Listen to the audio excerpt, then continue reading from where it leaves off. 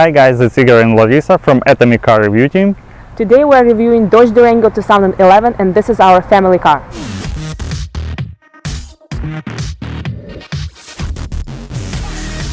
Dodge Durango was built on Mercedes GL platform. That's why you can recognize exterior and interior dimension as on Mercedes GL. We bought this car accidentally. We were on the market for Acura MDX. Some sources say that it's a full-size SUV, some sources mid-size, but if it's mid-size, I would say that's the biggest one. Guys, outside dimension of this car is totally the same as Mercedes GL, on which platform this car is built. Rest of the comparatives is smaller, which give you more interior room also. No matter what you compare, Honda Pilot, Acura MDX, Toyota Highlander, everything is smaller. Guys, trunk is really big. You can fit whatever you want. You can fold all seats and fit everything, even giraffe.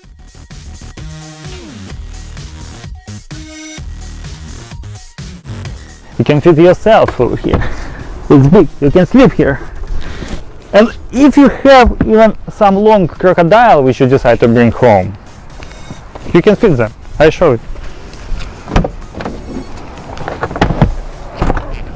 This car has, I think, one of the biggest fuel tank.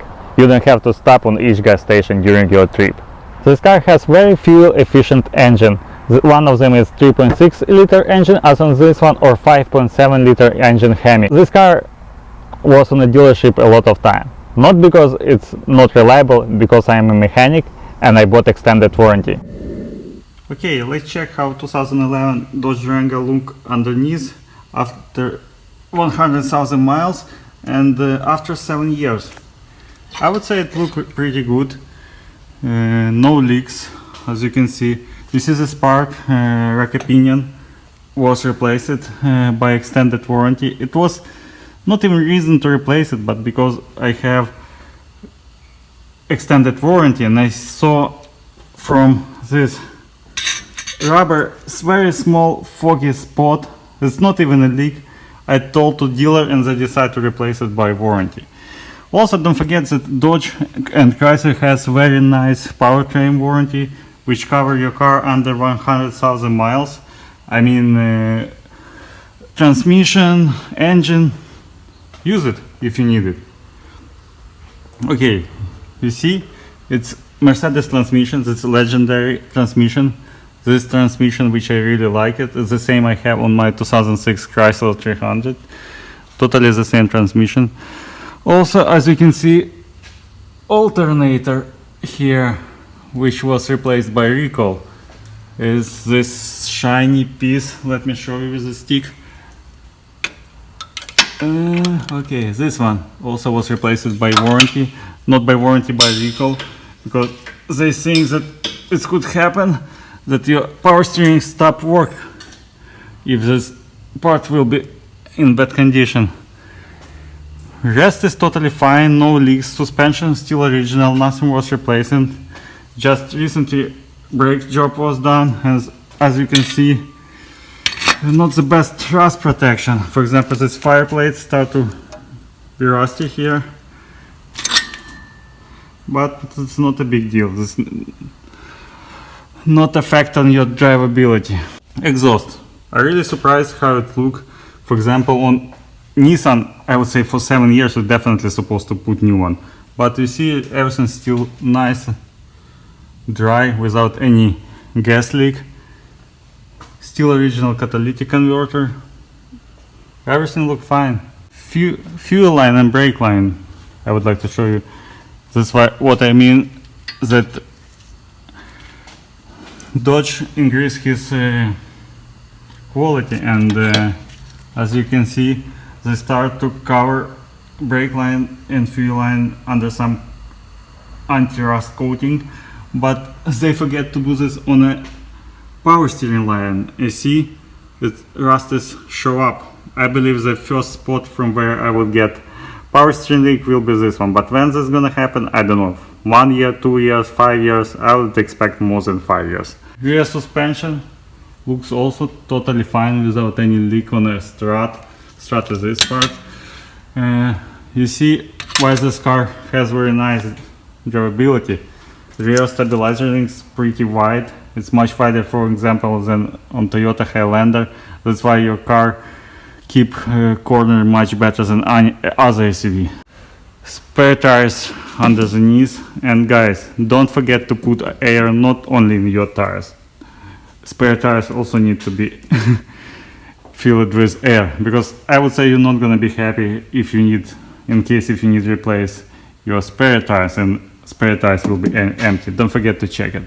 It's a difference between American cars and German cars. You see, for example, on Mercedes, I would say after 7 years you're not gonna find some rust spot like here, because as you can see they put sealer.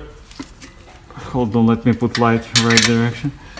They put sealer over here, but didn't do anything on this spot. On Mercedes, or for example Volkswagen or any other German brands, they definitely will seal everything. That's why German cars usually has much better rust protection. But again, this will fine, I think, for another 10 years. We got several recalls on this car. One of them is the sun visor. Dealer said that it could blow out sometime. Another recall was for alternator. One was for rust on the brake booster, and I think for electric power steering. Guys, but one problem, it was nightmare. It really made me scared once, and even my wife, and then she started to yell on me on the phone and tell me bring this car to the dealer. Problem was with brake booster. I don't know what's happened, but time by time you almost lose your brake. It gets very soft. Why I love this car? Because this car has very big tires, the same size as Chevy Tahoe or Cadillac Escalade, and some wheels even bigger than Mercedes GL, and much bigger than any mid-size SUV as Acura MDX, Porsche Cayenne or BMW X5. I like to play with wheel size and tire size, and this car really allows you to do this. If you really want nice winter tires, or if you are a gas saver and really want to save a lot of gas, I would recommend to put on this car 17-inch rims with 245/70/17 tires.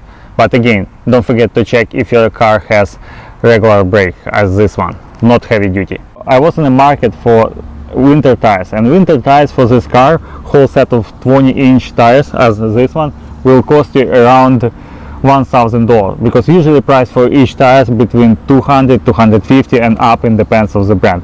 But if you're gonna do the same as me, I bought 17-inch rims on Tire Rack and ordered 17-inch tires, which is much thinner. And if you really know how to choose winter tires, you know that thinner tires much better during the winter time.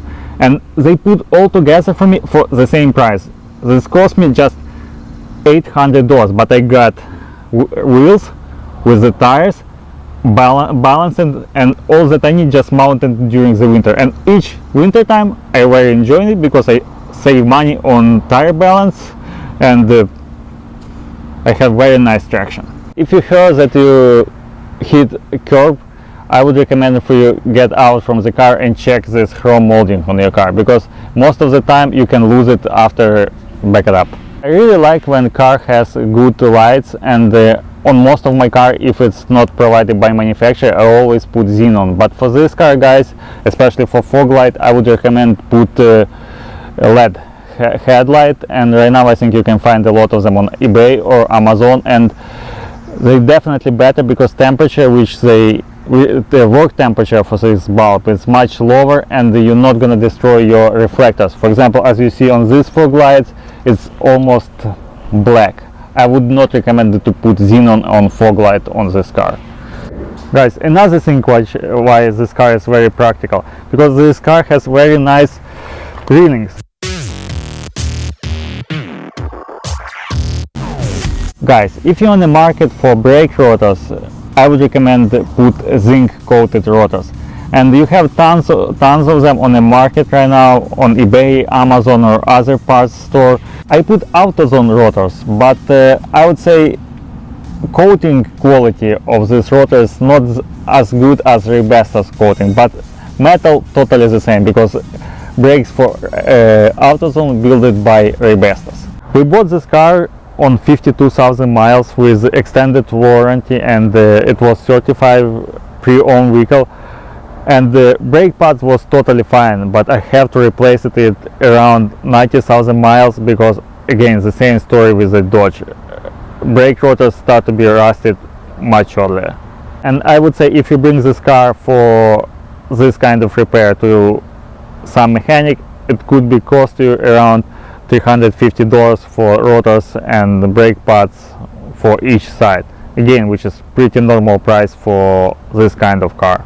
I really like front seat of this car. I think I would recommend this car for skinny driver as me, because most of the car which is right now in the market, especially from American brands, has too wide seat. For example, even on my Chrysler 300 seat is too wide. This one, if you're a senior driver, they really fit you well. Car really nice. I really don't want to do anything. Again, I would recommend it for any Chrysler. If you want to save your interior, put some carpet as for example like weather touch or anything what can protect your leg rest. I like really wide new style of Dodge steering wheel. It's really fit well in your hand. It has almost everything: automatic headlight, automatic even high beams and low beams, also automatic windshield wipers. Really, I don't have to think about anything. I just need to drive it. I don't know why Jeep or Dodge try to save his money on some nice features. Really, if they're gonna put this, I would say they would have much more customers. What I don't like it in this car, I don't know why they didn't put mirror over here on the sunglass holder, which you can use to see what's going on with your baby or kids on a rear seat. And also, even for Honda or for, I saw right now even on Toyota Prius, they have window shade on rear seat. This car don't have it. Forget about any regular oil, semi-synthetic oil, just use synthetic oil. And if you think that you save money if you use regular oil, it's not true. If you counted how much costs each mile which you can put on regular oil and on synthetic oil, because on synthetic oil you can put much more, guys, it's gonna be totally the same amount, but engine protection will be much more. Just forget about regular oil, guys. You're not gonna save anything. This car has oil leak problem. It's not even this car, I would say it's any car with 3.6 liter engine. Most of them you can see on Dodge Caravan or Dodge Charger, on the Jeep Cherokee, and on this car. Most of the time you can find it leak under oil filter housing, and then it starts to spread it all around engine and it's look very dirty. It's not a big deal, especially if it's happened around 100,000 miles, because if it's around this mileage, I would recommend it for you just wait a little bit, because on 100,000 miles you need to replace also spark plugs. It's gonna be almost the same job, and you will save money because you don't have to take intake manifold out just for spark plugs separately and for oil filter housing. Just wait if it's around 100,000 miles. That's the oil filter housing. That's a place from where you usually have leak on 3.6 liter engine. It's the oil filter housing, and if you look inside of the engine like this, let's put some light. Now everything fine because they replaced it by warranty, by Powertrain warranty, and everything looks fine and dry.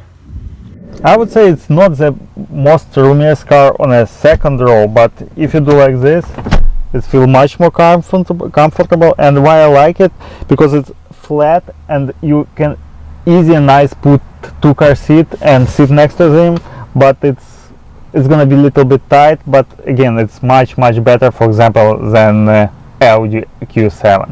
I like how you can close and open trunk on this car, because most of the car brands put the button for closing trunk on the top of the shield, but over here you can press right here. If you went from store with a lot of bags, I think it's much easier than lift it, right? Me and my wife really like it keyless entry. You don't have to bring key with you and open or press any button. Just put your hand here and sensor will open your door, or press like this and sensor will close your door. Guys, Dodge has very nice powertrain warranty. It's 100,000 miles, and I would recommend bring this car to mechanic just for checkup as much as possible time. I would recommend, if you're really looking for Dodge Durango but you want to buy some more reliable car, I would recommend car before 2013, because before 2013 this car has transmission from Mercedes as this one. This car has a little bit worse gas mileage, but Mercedes transmission, I would say, is one of the best on the market. I mean, old one, 5-speed Mercedes transmission. Okay, bye guys, see you next time.